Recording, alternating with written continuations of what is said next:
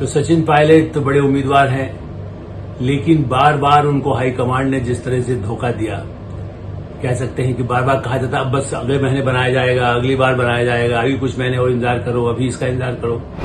कांग्रेस ने एक समय में 71 से 73 बरकतुल्ला खान को मुख्यमंत्री बनाया था, ये सोच करके कि हाँ ठीक है, इस पूरे क्षेत्र में प्रभाव पड़ेगा, गुजरात में पड़ेगा, राजस्थान में पड़ेगा, और पार्टी में भी एक ये उस समय एक अलग ध्वनि होती थी। अब शायद ही कांग्रेस ऐसी कहीं हिम्मत कर पाती है कि वो किसी को ऐसा मुख्यमंत्री पद दे सके। बिहार में अब्दुल गफूर को दिया गया था, वो भी कुछ समय के लिए, फिर तो वहां भी विद्रोह होता रहा। यहां राजस्थान में और उसके बाद हरदेव जोशी।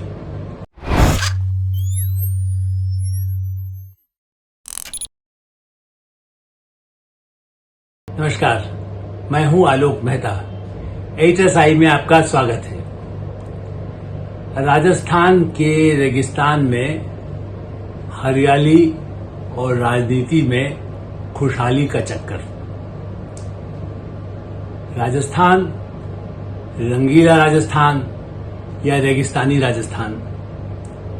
राजनीति में सूखा, वर्षा का, जिसको कह सकते हैं कि वर्षा के बिना प्यासा राजस्थान। राजस्थान नहर लाइए, उसको इंदिरा गांधी नहर का नाम भी चाहे दीजिए, कुछ और नहर बनाइए, कुएं खुदवाइए और खुद भी कुआं खोदिए। राजनीति में दूसरों के लिए गड्ढा खोदिए, ये भी राजस्थान की राजनीति में होता रहा है। और इसलिए विधानसभा के चुनाव हैं और इस समय बिल्कुल जैसे कह सकते हैं कि असली घमासान दिखाई देने का चांस है, जब लगता है कि विरोध में वसुंधरा राजे और का नाम तो डिक्लेयर हुआ नहीं है। कई नेता हैं भारतीय जनता पार्टी में जो प्रतिनिधि हो सकते हैं। कांग्रेस में अशोक गहलोत को इतनी कोशिश 4 साल की गई सचिन पायलट की तरफ से, लेकिन नहीं हटवा सके।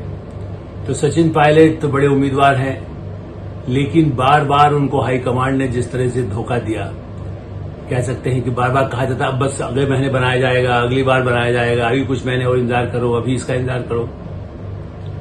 और वो असंतुष्टों को लेकर एक बार तो बिल्कुल बाहर ही चले गए थे, विद्रोह करके दिल्ली आ गए, लेकिन बाद में चूंकि ज्यादा बहुमत नहीं बन सका तो वापस हो गए। तो सचिन पायलट तो उम्मीदवार हैं, लेकिन ऐसा नहीं कि वो अकेले उम्मीदवार हो। सवाल यह है कि राजस्थान की राजनीति में भी पिछड़ा, विकास, जातिवाद का असर रहा, लेकिन जितनी अपेक्षा रही, मैं फिर वही कहूंगा, जैसा मैं चूंकि कवर करता रहा हूं कि मैं 70 से पहले का तो नहीं देखा, लेकिन 70 के बाद, 1970 के बाद, 71 के बाद तो एक से एक मुख्यमंत्री, और मेरा ख्याल है कि उस दृष्टि से देखें तो बहुत कम लोग मुख्यमंत्री इन उत्तर प्रदेश में, या यदि आप कहें कि बिहार में, और खासकर राजस्थान में, जहां ऐसा नहीं है कि बहुमत मुस्लिम समुदाय का हो, लेकिन कांग्रेस ने एक समय में 71 से 73 बरकतुल्ला खान को मुख्यमंत्री बनाया था, ये सोच करके कि हाँ ठीक है, इस पूरे क्षेत्र में प्रभाव पड़ेगा, गुजरात में पड़ेगा, राजस्थान में पड़ेगा, और पार्टी में भी एक ये उस समय एक अलग ध्वनि होती थी। अब शायद ही कांग्रेस ऐसी कहीं हिम्मत कर पाती है कि वो किसी को ऐसा मुख्यमंत्री पद दे सके। बिहार में अब्दुल गफूर को दिया गया था, वो भी कुछ समय के लिए, फिर तो वहां भी विद्रोह होता रहा। यहां राजस्थान में और उसके बाद हरदेव जोशी, जिनसे मेरी मुलाकात हुई, बड़े लंबे इंटरव्यू मैंने साप्ताहिक हिंदुस्तान में भी किए, वो इमरजेंसी के दौर में मुख्यमंत्री भी रहे, हरदेव जोशी। और वो भी विकास का ही नारा उनका था, विकास बढ़ाना। ये सही है कि राजस्थान में सबसे दिग्गज नेता रहे थे मोहनलाल सुखाड़िया, जिन्होंने 15-17 साल तक राज किया। तो हरदेव जोशी, जबकि थोड़ा उनका एक कमजोर भी था, लेकिन पार्टी में उन्होंने बड़ा अपनी पकड़ बनाई संगठन के नाम पर और संगठन के बल पर। विधायकों को, जैसा मैंने कहा, वहां DP मिश्रा जी थे, तो यहां भी कुछ और उनके वरिष्ठ नेता रहे जिनके उनको प्रशिक्षण मिला, लेकिन उसके बाद भी उन्होंने अपने दम पर अपना काम करके दिखाया। लेकिन उसके बाद ज्यादा समय नहीं, हरदेव जोशी के बाद तो मतलब यूं भैरव सिंह शेखावत भी मुख्यमंत्री बने, और शेखावत जी तो 3 बार मुख्यमंत्री बने, कभी 1-1.5 साल जब जनता पार्टी आई तब बने, फिर उसके बाद एक बार मौका आया तब बने, फिर 1-1.5 साल बाद फिर वो सरकार गिर गई तो फिर तीसरी बार उनको मुख्यमंत्री बनाया, बाद में तो देश के उपराष्ट्रपति बने। तो ये मैंने बहुत ही सरल ढंग के हरदेव जोशी, भैरव सिंह शेखावत और अशोक गहलोत, ये एक अलग ढंग के राजनीति वाले लोग रहे। नवल किशोर शर्मा एक और नेता थे जो राजस्थान के मुख्यमंत्री बनने के लिए बहुत कोशिश, वो इंदिरा जी के भी करीब थे, विचारों से भी प्रोग्रेसिव जिसको कह सकते हैं, ज्यादा उनके मुकाबले में राजस्थान की दृष्टि से, और कई महत्वपूर्ण मंत्रालय भी केंद्र में संभाले। लेकिन उनकी सारी कोशिशों के बाद भी प्रदेश के नेताओं में जिसका अपना वर्चस्व रहा, वो नवल किशोर शर्मा तो मुख्यमंत्री नहीं बन पाए। हाँ, अशोक गहलोत धीरे धीरे यहां उपमंत्री थे, फिर उन्होंने पहले संघ यूथ कांग्रेस से शुरू किया, तो उन्होंने अपनी पकड़ शिवचरण माथुर के खिलाफ भी अभियान में पर्दे के पीछे अशोक गहलोत की बड़ी भूमिका होती थी।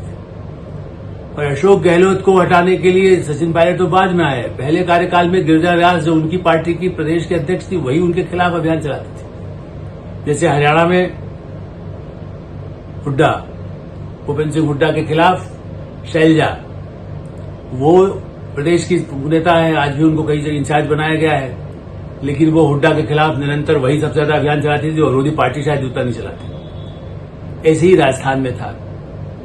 शिवचरण माथुर की बैठक में कैसे कैसे विधायकों ने विद्रोह किया, मैंने सब 2 रिपोर्ट तो दिनमान में लिखी, जिसे अंदर से पूरा टेप करके हमें उपलब्ध हो गया था।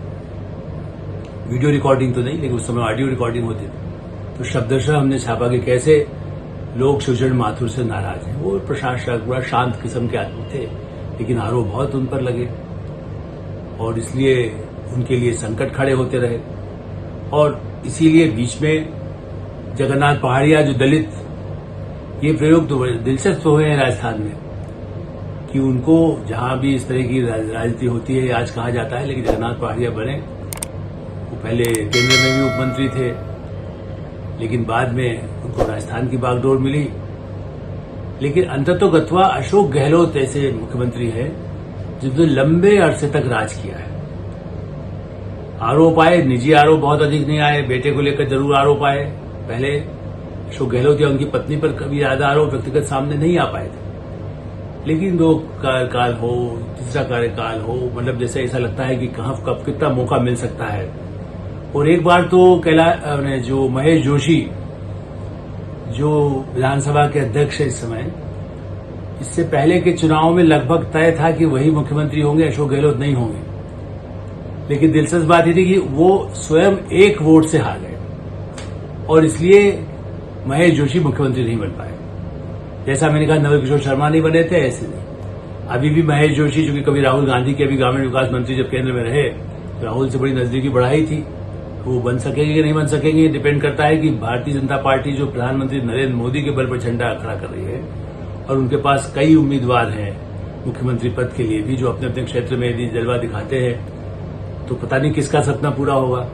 लेकिन हाँ, रेगिस्तान से सत्ता का कलश निकालने का जिम्मा इन सब नेताओं का है, जो आपस में टकराते हैं, कभी आपस में संबंध बनाते हैं, कभी गठबंधन के लिए या कुछ ऐसे असंतोष यदि है तो उनको निर्दलीय खड़ा करके साथ ले आते हैं। वो खेल जारी रहेगा। तो रेगिस्तान में पानी गांव-गांव कितना पहुंचा, ये तो जनता ही अब आगे बताएगी, चुनाव में वो साबित कर देगी किसने उसका विकास किया। लेकिन हाँ, ये तय है कि अमृत कलश कोई नेता ऐसा लेकर के जाएगा जो राजस्थान का नया भविष्य बनाने की कोशिश कर सकता है। हिटलर्स आई में हम यही विराम देते हैं। आप इसको सब्सक्राइब करें, हिटलर्स आई को लोगों को फॉरवर्ड करें, अपने मित्रों को बताएं, और जो आपकी प्रतिक्रिया हो, जो आपकी टिप्पणी हो, क्योंकि हम कुछ पुरानी बातें, पुरानी यादें इसलिए बताते हैं कि हमारे जो नए युवा बड़े पैमाने पर देश के हैं, उन्हें मालूम रहे कि एक परंपरा रही है, एक से एक दिग्गज मुख्यमंत्री रहे हैं, तो भविष्य भी उज्जवल हो राजनीति का, प्रदेश का और देश का। धन्यवाद, नमस्कार।